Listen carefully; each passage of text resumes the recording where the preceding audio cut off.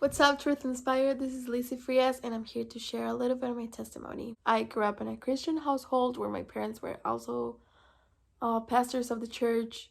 My grandparents were pastors at the church, and you would basically say I was living there. I was involved in every program, every service, every event. Name it, I was there. On my teen years, maybe around 13, 14, I started feeling like empty. A feeling of emptiness that I just couldn't figure it out where it was coming from. And as a pastor's kid, there would be so much pressure on me. There was people looking up to me, being judged somehow. I knew the Bible. I would read it. When the reality was that even if I did all that stuff, I was never really Christian. I grew up in the church. But I never really accepted Jesus in my heart. This feeling of emptiness was really hitting me. And I would ask myself if it was God related, if there was something wrong. But this other side of me would tell me no, because since little you go to church, you go to Sunday school, music school, you pray before you eat your meals, and you're fine. You're fine. And I would just accept what people would assume of me as my reality and just assume that I was okay because they were okay. I was fine with their approval of me as a pastor's kid. So I would just think I was stressed about tests in school, anything but church. My spirit was so weak. My soul was so weak that I just couldn't really get up spiritually. My grandma would always tell me, no matter what, have faith, you're not alone. And that was the phrase that most marked my life. No matter what, have faith, you're not alone. I came across a lot of people that would share about their day, that day they accepted Jesus in their heart and accept him as his one and only savior. And on those years of my life, I realized that I never had that day. That was the feeling of emptiness. That was the place I was stuck in life. I was never really Christian.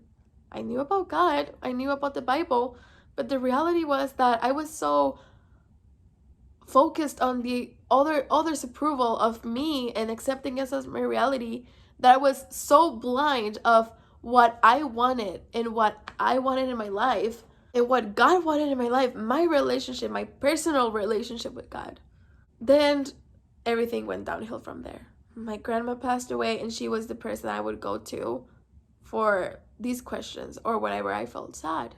So I thought about committing suicide when she passed, and there's when the depression hit.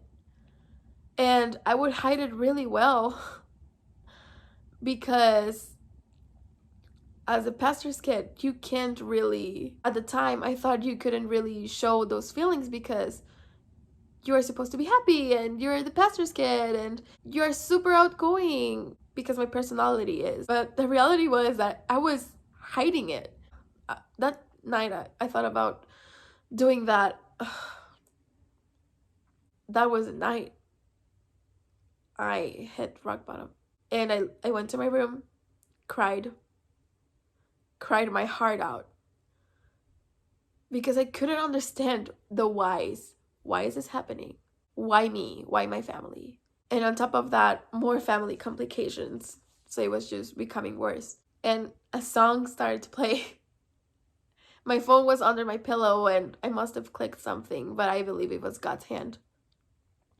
A song that started saying, no matter what, have faith. You're not alone. And I understood I was never alone.